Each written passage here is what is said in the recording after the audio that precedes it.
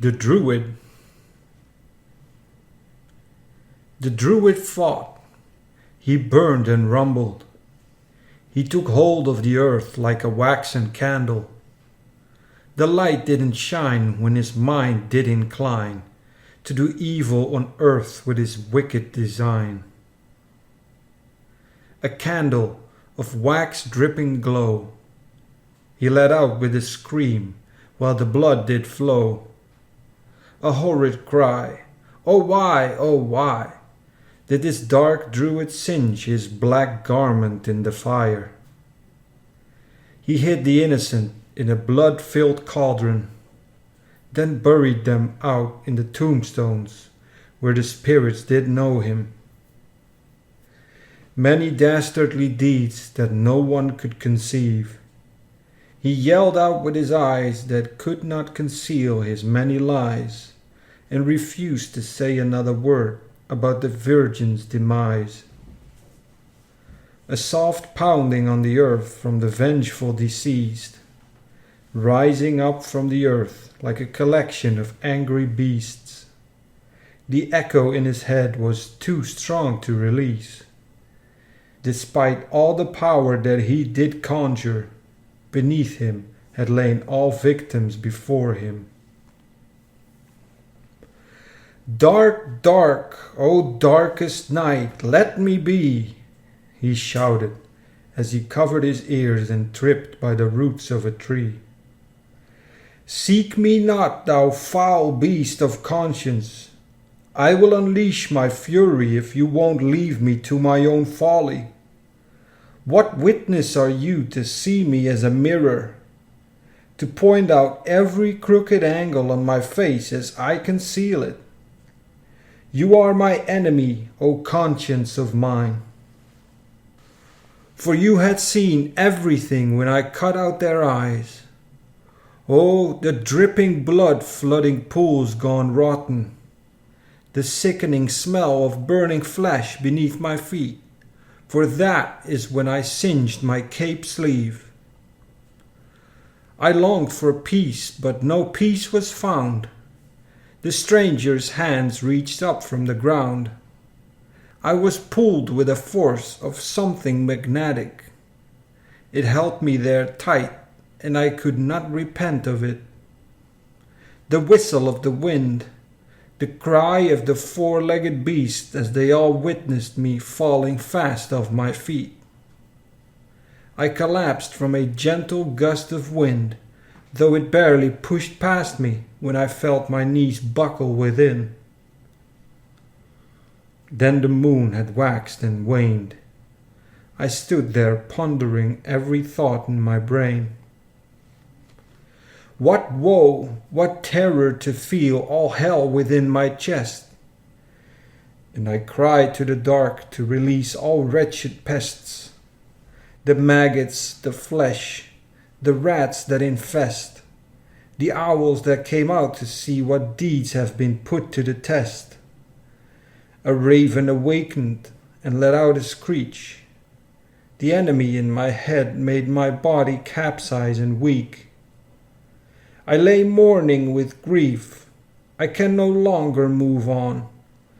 So I hid in my hooded cape by the tombstone's rocky lawn. So small did the world seem, as if it collapsed into my mind. I could feel the earth move below me as I drifted off to sleep, and a soft pounding rain made my senses feel blind. The wind made a sound as if I were hearing many feet. I entreated the earth to obey my command, and it made the sound louder since it rebelled me instead. Soft earth, I replied, please let me rest on your gentleness. I know I have defiled your soil with my sins. Can you make the earth less concave within my brain?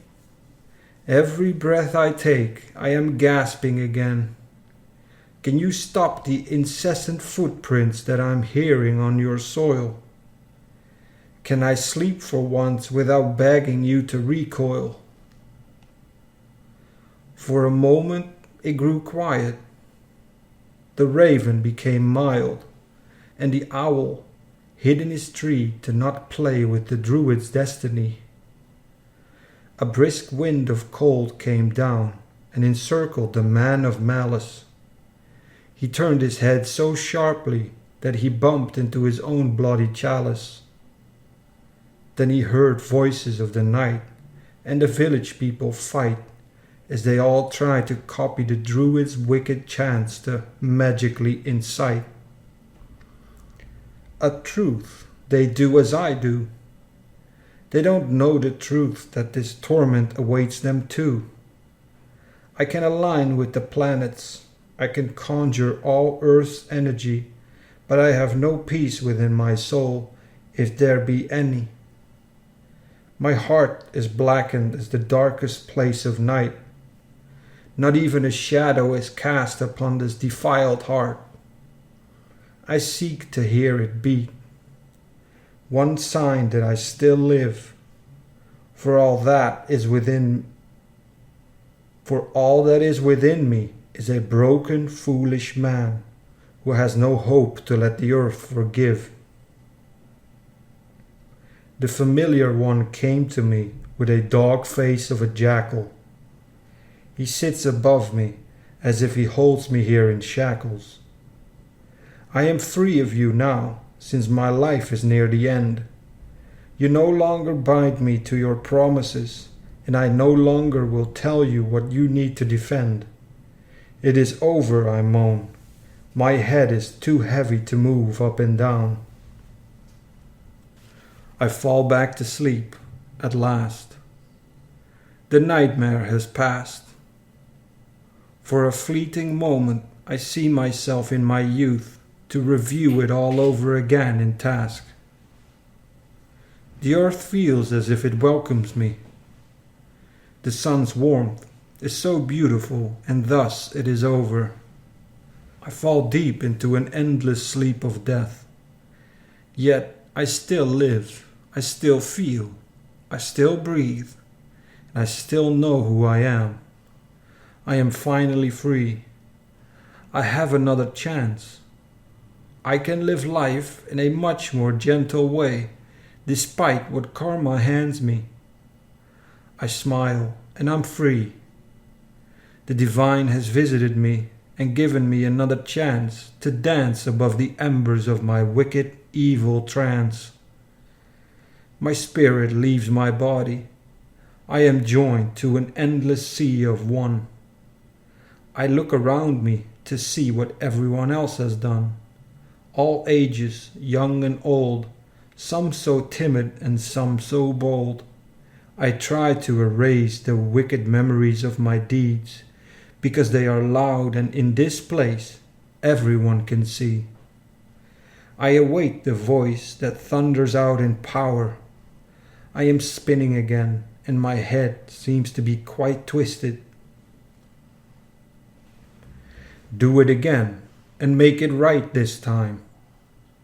You are aware that both good and evil were created by the divine.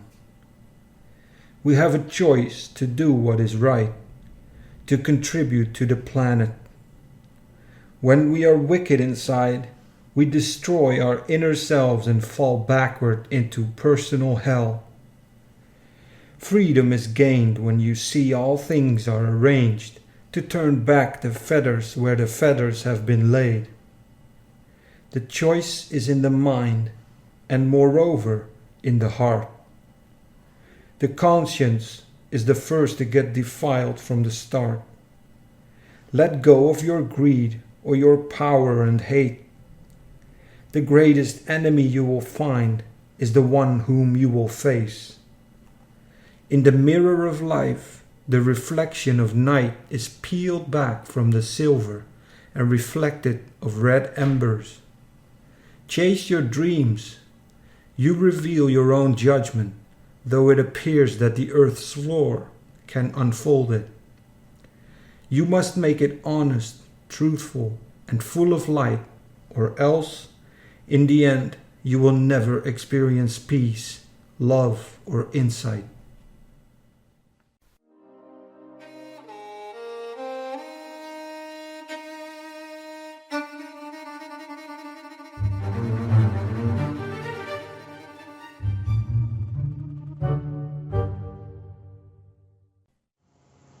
Okay, so this story was written or published in 2011 by Edgar Allan Poe, who kind of gave me these stories. I wrote them down in the book Macabre Short Stories and Poems from the Other Side.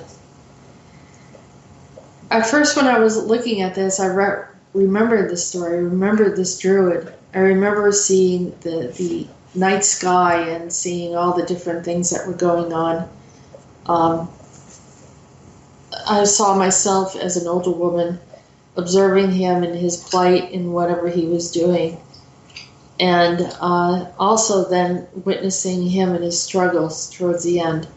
So the druid is I call him Van Gogh. I don't know, it just came out that way. It wasn't premeditated. It's sort of something that Poe, like I said, I channeled the whole story. And it sounded very, I don't know, Old English maybe. But it's, after I listened to this regression with Jennifer, I started to relive it again and realized that it probably took place in is it called Brittany? Maybe it's a crossover between England and France.